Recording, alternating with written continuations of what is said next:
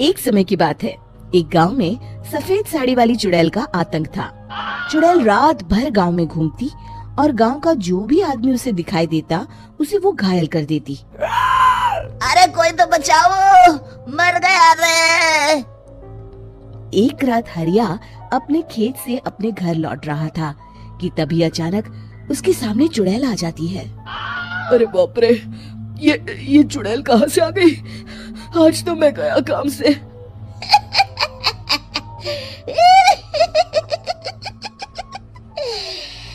आज मुझे मेरा शिकार मिल गया। अरे चुड़ैल दीदी, मुझे छोड़ दो। जैसे ही चुड़ैल हरिया की तरफ बढ़ती है, हरिया वहाँ से भाग जाता है और अपने घर के दरवाजे पे पहुँचता है। अरे भगवान, जल्दी से दरवाजा खोलो, मेरे पीछे चुड़ैल पड़ी है। हरिया की पत्नी जल्दी से दरवाजा खोल देती है। अरे आप इतना हाफ क्यों रहे हैं? अरे मेरे पीछे चुड़ैल पड़ी है, आज तो मैं बाल बाल बच गया। जल्दी से सभी दरवाजे और सभी खिड़कियों को बंद करके बत्ती बुझा दो। तभी चुड़ैल हरिया के घर के पास पहुंच जाती है। अरे वो आदमी कहाँ गायब हो गया? मैं भी देखती हूँ आखिर कब तक बचेगा। मैं अपने शिकार को इतनी आसानी से नहीं छोड़ती। इतना कहकर चुड़ैल वहाँ से चली जाती है। वहीं दूसरी तरफ हरिया और उसकी पत्नी दोनों अपने घर की खिड़की से ये सब देख रहे होते हैं। अरे बाप रे, ये तो बड़ी डरावनी चुड़ैल थी। अगले दिन ये बात आग की तरह पूरे गांव में फैल जाती है और धीरे धीरे लोग चुड़ैल के डर के मारे शाम होते ही अपने घरों से बाहर निकलना बंद कर देते हैं। कुछ दिनों के बाद भाई, मैंने तो इस चुड़ैल के डर के मारे रात को अपने खेतों को पानी देना बंद कर दिया है। कहीं मेरी फसल सूख गई तो मैं तो कहीं का नहीं रहूंगा। साहूकार का कर्जा कैसे चुकाऊंगा? अरे भाई, पूरे गांव वालों का यही हाल है। पता नहीं ये चुड़ैल हमारे गांव में कहां से आ गई। फिर एक दिन गांव के पास वाली नदी के किनारे एक बहुत बड़े तांत्रिक के आने की बात कुछ गांव वालों को पता चलती है। वो लोग जाके ये बात गांव के मुखिया को बताते हैं। मुखिया जी, नदी के किनारे एक बहुत ही पहुंचे हुए तांत्रिक बाबा आए हैं। हमें उनसे मदद मांगनी चाहिए। मैंने सुना है वो बड़े बड़े भूतों और चुड़ैलों को अपने वश में कर लेते हैं। मुखिया जी सभी गांव वालों को लेकर उस तांत्रिक के पास पहुंच जाते हैं। ओम फट स्वाहा, ओम फट स्वाहा। तभी तांत्रिक अपनी बंद आंखों को खोलकर कहता है, क्या बात है? तुम सब लोग यहाँ क्यों आए हो?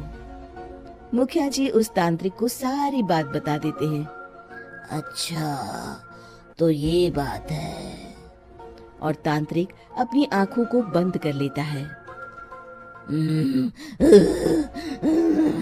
मैं देख रहा हूँ तुम्हारे पूर्वजों ने बहुत पाप किए थे, जिससे ये गांव अब श्रापित हो चुका है। उसी के फल स्वरूप तुम्हारे गांव में चुड़ैल आई है। ये चुड़ैल बहुत खतरनाक है, ये किसी को नहीं छोड़ेगी। हे भगवान, मर गए रे, अब क्या होगा? तभी गांव के मुखिया जी कहते हैं, बाबा, इस चुड़ैल से हम सबको बचा लीजिए। कोई तो उपाय होगा। इसका सिर्फ एक ही उपाय है। सभी गांव वालों को बारी बारी हर दिन अपनी आधी फसल उस पहाड़ी के ऊपर बनी काली गुफा में छोड़ के आनी होगी। तभी उस चुड़ैल की भूख मिटेगी और श्राप का प्रभाव खत्म हो जाएगा और तुम सब जिंदा बच जाओगे। सभी गांव वाले उस तांत्रिक की बात को मान लेते हैं और वहां से चले जाते हैं। फिर अगले दिन से रोज उस गांव के लोग बारी बारी से अपनी आधी फसल उस काली गुफा के पास जाकर रखाते। कुछ दिनों बाद हरिया की बारी आती है। बाप रे, आज तो मेरी बारी है उस काली गुफा में जाने की। क्या करूं? वो तो बड़ी खतरनाक चुड़ैल है। मेरे तो हाथ पैर कांप रहे हैं। फिर हरिया डरते डरते अनाज की बोरियां अपनी बैलगाड़ी में लाद देता है। तभी हरिया की पत्नी उससे कहती है, देखो जी, संभल के जाना और किसी भी हालत में शाम होने से पहले वापस आ जाना, उस चुड़ैल का कोई भरोसा नहीं है जी। हरिया बैलगाड़ी में बैठते हुए कहता है, भगवान, मैं क्या वापस आऊंगा? लगता है अब तो मेरी खबर ही आएगी। इतना कहकर हरिया वहां से चला जाता है। रास्ते में जंगल से गुजरते हुए हरिया की बैलगाड़ी का एक चक्का बड़े गड्ढे में फंस जाता है।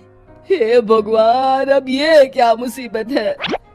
हरिया नीचे उतर के पूरी ताकत से अपनी बैलगाड़ी को गड्ढे से निकालने की कोशिश करता है। बहुत देर मेहनत करने के बाद हरिया की बैलगाड़ी उस गड्ढे से बाहर निकल जाती है। हे भगवान, अब तो शाम होने वाली है। आज तो मैं गया काम से। जैसे तैसे हरिया काली गुफा में पहुंच जाता है। अरे मर गया रे, यहाँ तो चारों तरफ डरावना माहौल है। मैंने यहाँ आने में बहुत देर कर दी, कहीं चुड़ैल नाराज ना हो जाए। हरिया अनाज की बोरियां वहां रख के जैसे ही जाने लगता है, तभी उसे किसी के आने की आवाज सुनाई देती है। हरिया एक कोने में छुपकर अंदर देखने लगता है। चुड़ैल वहां आती है और फिर अपने चेहरे से नकली चुड़ैल का मुखौटा निकाल देती है। हरिया ये देख के हक्का बक्का रह जाता है। तभी चुड़ैल कहती है, भैया यहाँ आना। आज तो बहुत अनाज आया है, इसे मिलाकर अब हमारे पास ढेर सारा अनाज जमा हो गया है। कल ही हम इसे शहर में बेच आएंगे और माला माल हो जाएंगे। तभी अंदर से नदी के किनारे वाला तांत्रिक बाहर आता है। अरे, ये तो तांत्रिक बाबा है। हाँ, अब तो हम दोनों की जिंदगी मजे में कटेगी। गांव वालों को बेवकूफ बनाना इतना भी मुश्किल नहीं था। लोग तो तुम्हें सच में असली चुड़ैल समझते हैं। हाँ, तुमने सही कहा। अब ये गांव वाले चुड़ैल के डर से जिंदगी भर इस काली गुफा में अनाज पहुंचाते रहेंगे। अच्छा, तो ये बात है। ये दोनों पूरे गांव वालों को बेवकूफ बना रहे हैं। अभी जाकर सबको बताता हूँ। हरिया उन दोनों की पूरी बातें सुन लेता है और जल्दी से वापस गांव में आता है। गांव वालों को पूरी बात बता देता है।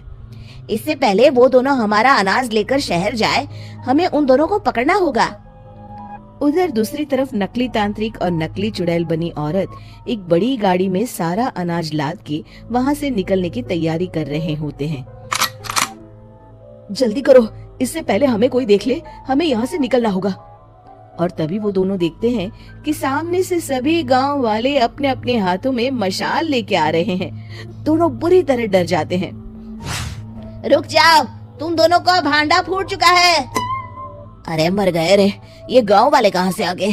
तुमने क्या सोचा इतनी आसानी से यहाँ से निकल जाओगे? ये अनाज हमने अपने खून पसीने से दिन रात खेतों में मेहनत करके उगाया है। दोनों मुखिया जी के पैरों में गिर जाते हैं।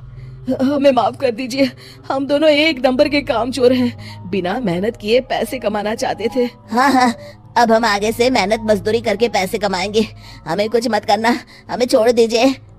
इतना कह के दोनों गांव छोड़ के भाग जाते हैं और सभी गांव वाले फिर से खुशी खुशी रहने लगते हैं। शिक्षा तभी तो कहते हैं कि किसी भी समस्या का समाधान केवल सूझबूझ से ही करना चाहिए और कभी हिम्मत नहीं हारनी चाहिए। दोस्तों, हमें उम्मीद है कि आपको हमारी ये कहानी पसंद आई होगी। कृपया हमारे चैनल को सब्सक्राइब करें और सभी अपडेट्स के लिए बेल आइकन जरूर दबाएं। और हाँ, वीडियो लाइक और शेयर करना मत भूलिएगा। Bye bye.